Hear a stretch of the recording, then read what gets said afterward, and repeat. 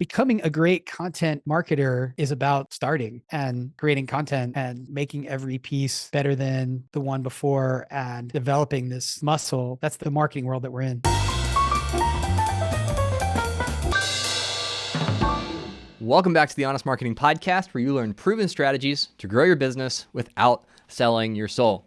I'm your host, Travis Albritton, and today is a really special interview with a very good friend of mine, Matt Fagioli, who has a coaching consulting business, but has been in the business space and started and grown lots of businesses. And so what's really great about this interview is we touch on a lot of core principles that are applicable to all kinds of different industries. So his background is in sales and events and now coaching and consulting. So we talk about those things, but then the through lines connecting principles that have worked for him and how to apply them today to your business. Really, really great stuff. Make sure that you stick around to the very end of the episode where I give you my number one takeaway from my conversation. But here it is. Let's dive in. So Matt, we have gotten to know each other very quickly over the last month and a half, 2 months or so. It feels like I've known you forever at this point for how much time we spent together. So I'm really excited to have you on the podcast today, really just talk about your particular expertise in your previous businesses, but also talk about what you're doing now, which is really cool. So just to kind of start off, why don't you walk us through your journey as an entrepreneur, starting with maybe your first job in business or sales or marketing, and then what you were working on right up until, 2020, a year that people know for various reasons, may or may not have shut down the global economy, all that kind of stuff. So yeah, just kind of give us a big picture of your background in entrepreneurship. Cool. Awesome. Well, thanks for having me. And I'm one of those guys that, started cutting lawns when I was 10 years old and, built piles of money and always bought, stuff and did, constantly moving. So I think I've been an entrepreneur since birth. But my first real career of sales from 21 or whenever it was, I was working for my dad and his business partner, and we were manufacturers reps in a really sophisticated business selling a high dollar, very complex OEM electronic components. And I actually kind of had no business in that role because most of the guys that I was selling against were electrical engineers selling to engineers, a very, very technical job. But I did succeed and was actually, hugely successful in that arena. But, you know, to say that I am and have always have been a serial entrepreneur is very true. But in that role, which I did for almost a decade, I got to touch the inside of thousands of businesses, both all of the customers and then all of the products and services that we represented, which the products and service that we repped ranged from small mom and pop US based manufacturer to multinational, multi-billion dollar global corporations from all over the globe. And the same was true on the customer side. So had tons and tons and tons of business experience in businesses that I participated in some way as, a product partner.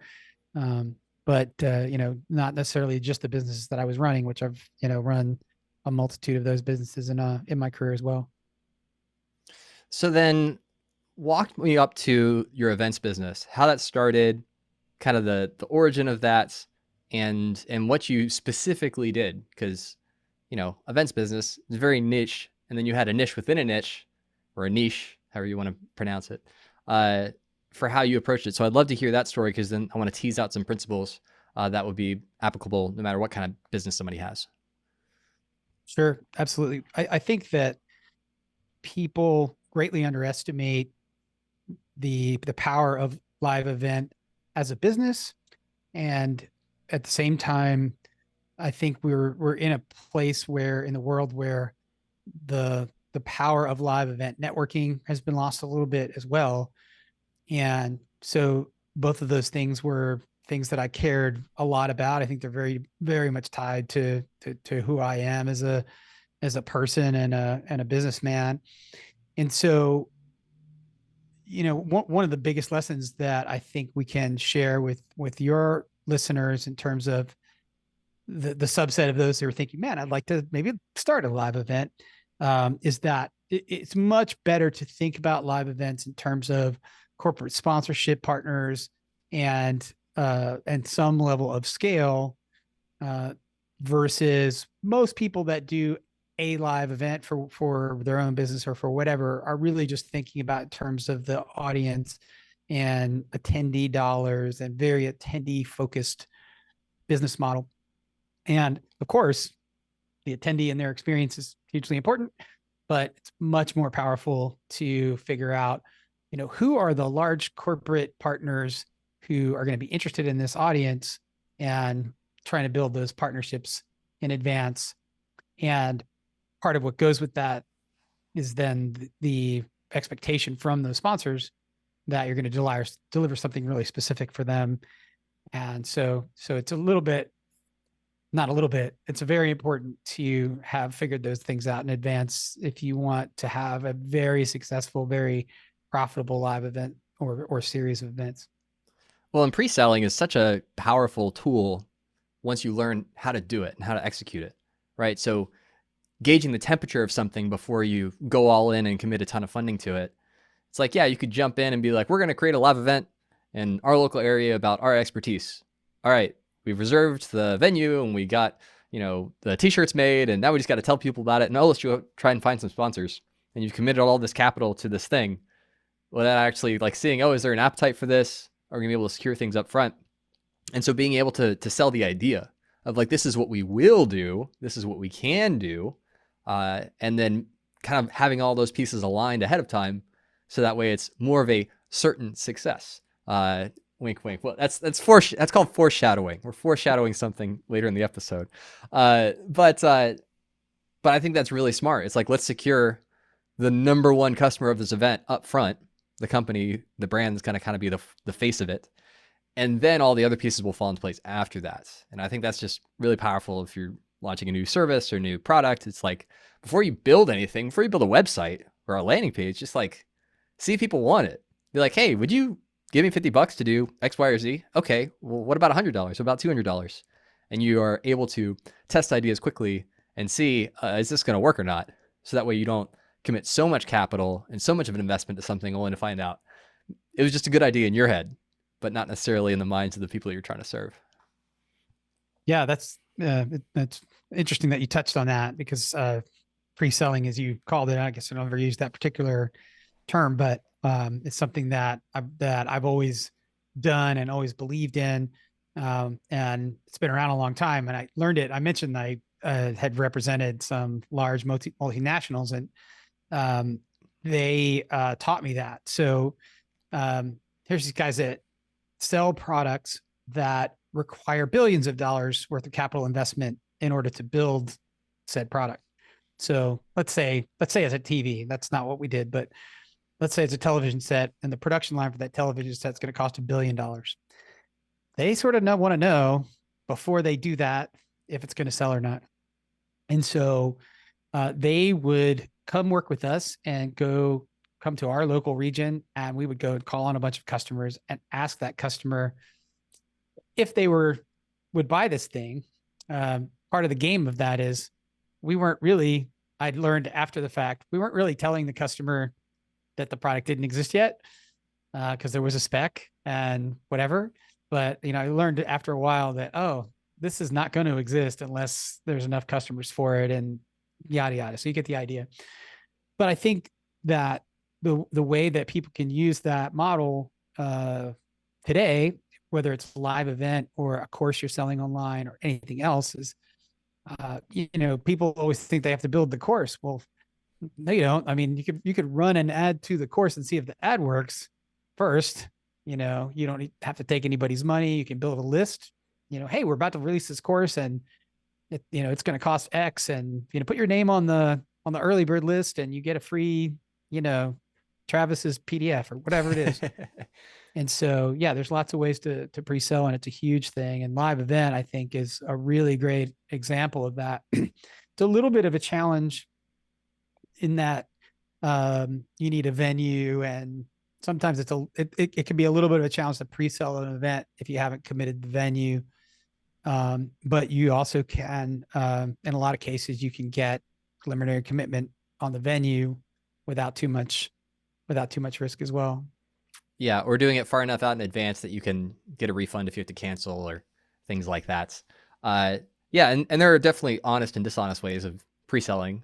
Um, I've always been of the mind of be super transparent, let people know what they're signing up for, and then also let them know like if I end up not making this thing, here's how I'm going to give you your money back, right? Even though you put this deposit in. So, but yeah, being able to test the market before you make something usually a good idea. Now, one of the things that I imagine must be true for an events business is that it really depends on who you know, especially if it's more B2B focused, finding brands, finding sponsors, and there's totally different sales cycles with B2B versus B2C businesses. But your superpower is definitely, lots and lots of people.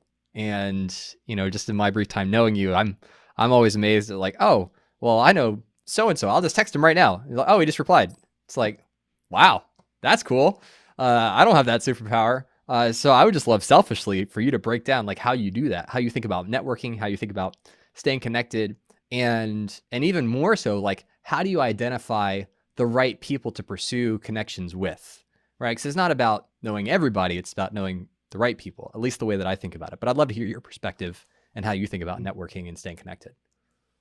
Yeah, well, I appreciate you asking that. I think that is kind of a superpower for me. I think it's just in bent the way I'm bent, and but it's certainly a muscle that I've developed over some decades, and I think the biggest piece of that, you and I were talking off camera about sort of the local networking event where you meet the butcher, the baker, and the candlestick maker, as I refer to it, and um, those networking events are generally not very helpful unless you're the butcher, the baker, and the candlestick maker, and everything about your world is within a 10-mile radius, and there's nothing wrong with that. But if you're wanting to build a live event, and maybe bigger than that, you want to build the right network in whatever your chosen career path is. I think people have a little bit lost the art of networking at the national level, and what that looks like is it's actually easy to do. It's show up at the national level events for your industry. Um, buy very expensive tickets to very expensive events, and you find that the people that are standing in that room are the people who could afford the ticket, and a lot of times they're the players. And so I've morphed my business and my channel and everything about my career many times in 35 years, but I've always found that to be true, that you can put yourself in the room and network your way to some very important people, much more quickly than people realize. So podcasting is a new world for me that I'm learning somewhat from you. And but I'm I just bought a very expensive ticket to an event in coming up in August, podcast event in Denver, and I promise you I will come out of there with a couple handfuls of really important contacts. And then when you want to get something done, you want to text somebody and get an answer. If you had a beer with that guy, or whatever it is, it's just a whole lot easier. And I think that that's a little bit becoming a bit of a lost art, and some of that's due to the COVID season that we just went through, and all of that. But I think there's a huge appetite for it too. I think if you're listening to this, I bet you that there's space for not only for you to do the networking piece, but for you to build a very niche live event in your space for sure. So a couple things I want to follow up on. The first one, uh, this idea of showing up to a conference and leaving with a bunch of contacts. That may seem like, oh yeah, of course I would do that. That's not a common knowledge thing, Matt. So I'm gonna need you to tease out what that looks like. What does it mean to grab beer with somebody? How do you enter that conversation? How do you introduce yourself? How do you make that connection, get that time?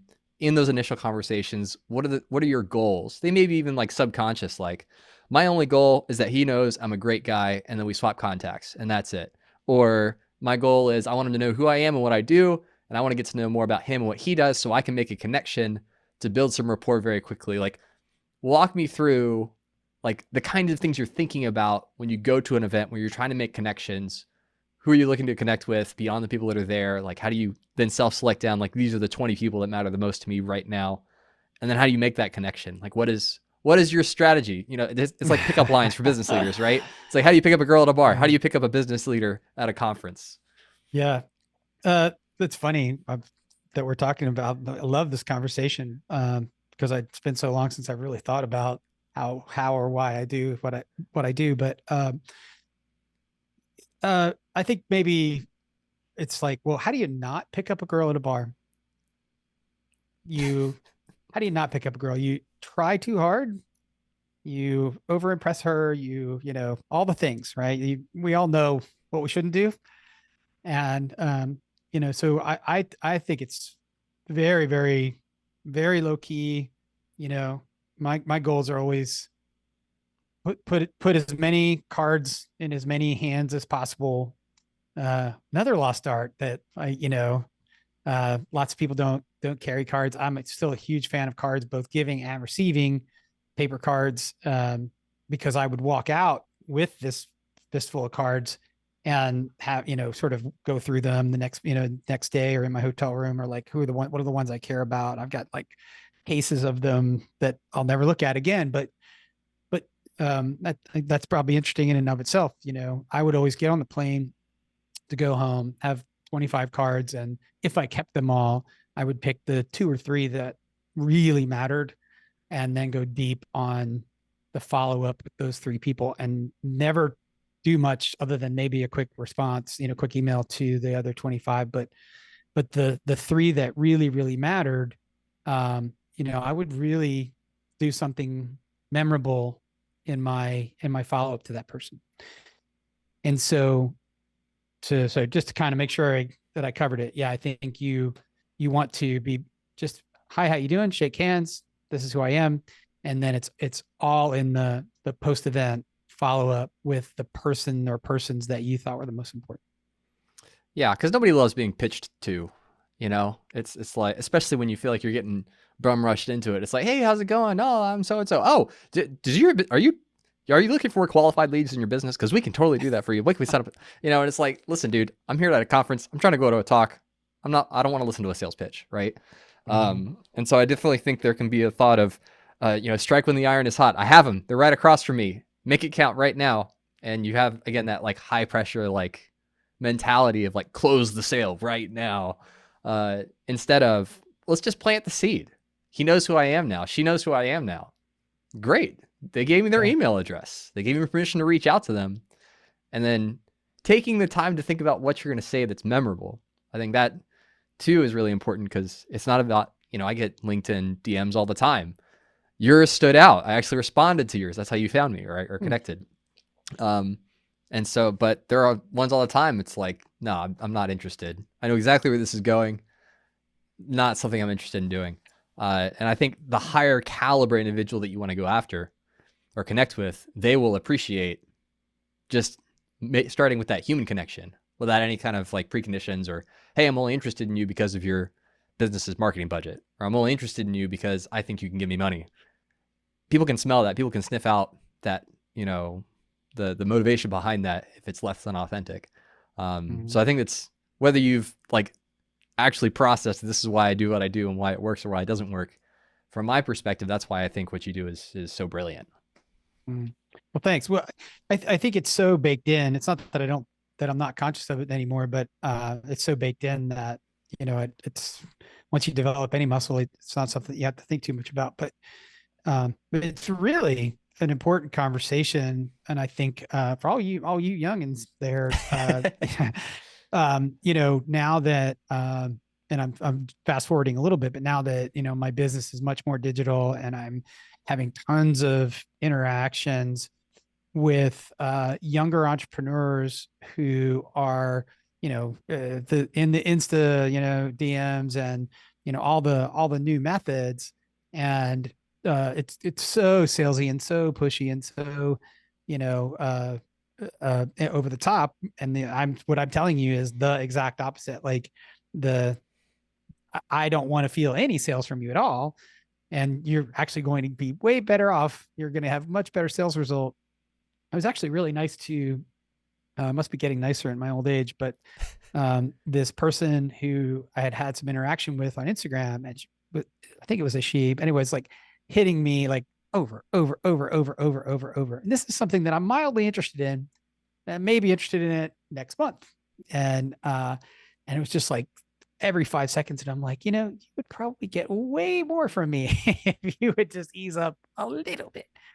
So anyway, but you made the point earlier that the bigger the target, the higher level the target, the more critical that is, and the fewer words you want to say about anything. Because that guy, I have a guy in my mind that is an actual billionaire that I had the opportunity to have a meeting with. Oh gosh, it's probably been 6 months ago now, but I was introduced to this guy, and I said like literally nothing. And then, I mean, enough to hello, shook his hand, but I was like, I'm not going to say anything to this guy about anything. And, but after the event, I had the person that introduced me, ping that person with just a teeny tiny bit, sent that person something that I hoped would be memorable, which obviously isn't about the cost of the item, because guy's a billionaire, can't impress him that way, right? But just touched him. Hey, remember I met you. Here's this thing. Would you spend time with me? And then I got to spend some time with him. And I think this is informative. We talked about, going to the national events, whatever. I got to spend time with this guy because I found out where he was going to be.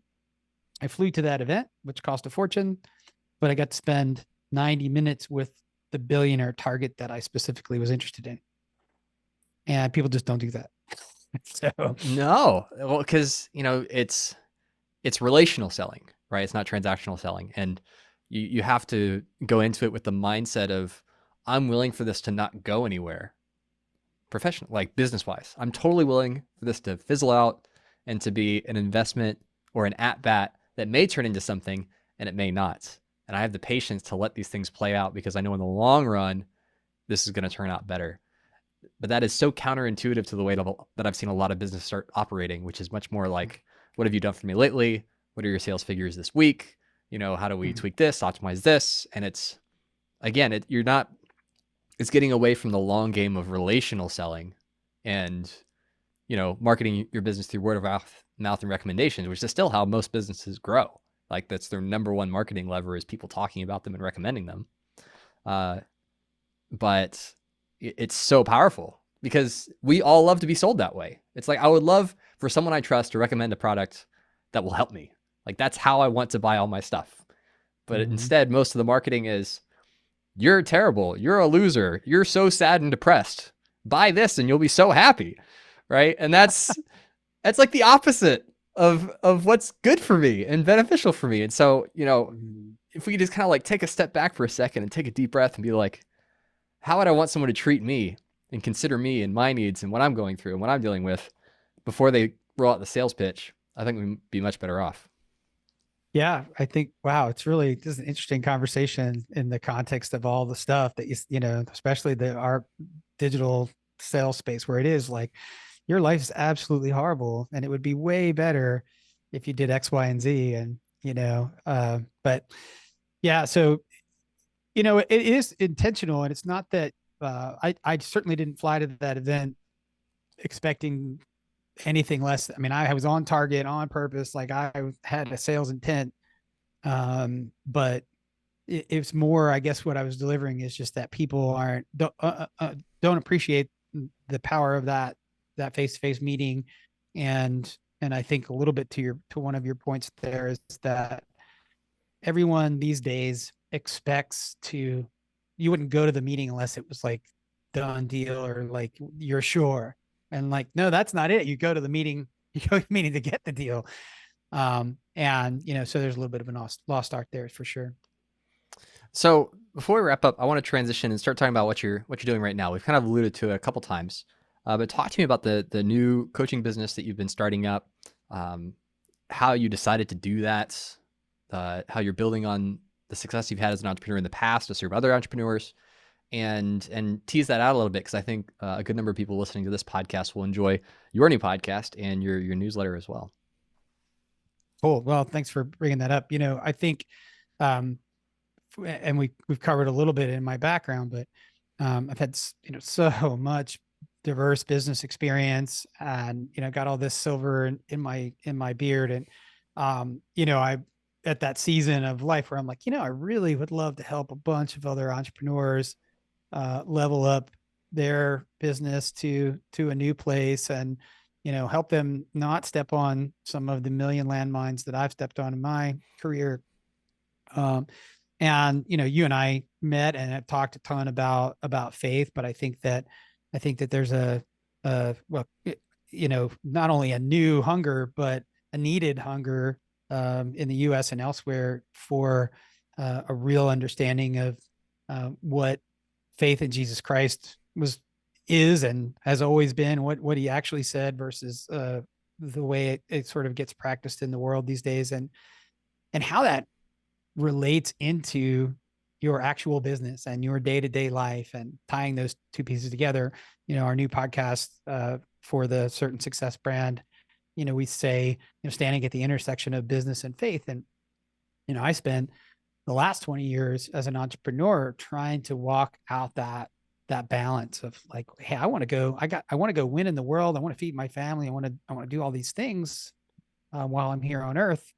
But at the end of the day, I'd like to have become what God made me to be, and get to the next place, um, and feel like I accomplished as closely to what He had in mind as possible. Yeah, and I had the opportunity of being a guest on your show, and it was a lot of fun. And we talked about a lot of those themes of bridging that gap of faith and business and how do they interrelate. They're not mutually exclusive, like they work together if we're intentional about it. And so, yeah, if you were definitely like a spiritually minded, faith oriented entrepreneur, and you want to explore what that looks like, but also hear like business tactics and things that are working, like the conversation you just had with a different Travis. So I'm already a fan. Got two Travis guests early on in the podcast. You know how to pick them. Uh, talking about AI tools and things like that. So if you're interested in those kind of things, definitely go check out Certain Success podcast, which I'll link in the show notes. And then also talk about your newsletter, which is, you'd never really done anything like that before you started it, but now you have this daily newsletter going out. Tell me about that and what that process has been like, starting that as a new endeavor, and what you've been learning through that. Sure. Well, I think maybe this will be helpful too to some of the seniors like myself that may catch this podcast. The I've been a tech guy my whole career, as we've talked about, always try to stay on top of things, but we've entered a new era of digital marketing and content marketing in particular. And I have had to go through a really big shift to keep up and learn, what does it look like to be a digital content marketer in 2023. And so I've discovered, with lots of help from smart guys like you, what in my view, the four pillars of that is newsletter, or we'll call it email marketing, um, YouTube, podcast, and book writing. And I think anybody who wants to do anything going forward in the next 10 years had better be winning one or all of those pillars at a high level. And I had never really been a writer, been a speaker and a salesman and a marketer and a lot of things, but never been a writer. And I set a goal to write every day starting January 1st. And so I just started writing a newsletter, and uh, that is still an embarrassingly small audience, but that was not my objective. My objective was to learn how to write, develop the voice for this new brand, Certain Success, and really try to get clarity on what the heck am I saying and selling, and what's the message of this new company, and who do I want to help? What's my avatar? And all those things come out of writing. And now, I'll be completing the 5th month of writing every single day, and I've got a book in process and everything else. But what you learn is that becoming a great content marketer is about starting and creating content and making every piece better than the one before, and developing this muscle. And so for me, that started with writing, has moved into the podcast. And I think that's the world, that's the marketing world that we're in. Certainly is. I mean, it's why we're here right now, right? It's to host these conversations and be able to share them with others that would find it valuable. Well, Matt, thank you so much for taking the time to share your wisdom and expertise. All the links to the newsletter, podcast, everything else that you're doing will be down in the show notes. But again, thank you so much for your time. Yeah, man. Thanks a lot. So my number one takeaway from my conversation with my friend Matt was about the power of face-to-face interaction, that in our ever-growing digital world, Zoom and Google Meet and Skype have become synonymous with networking and connection.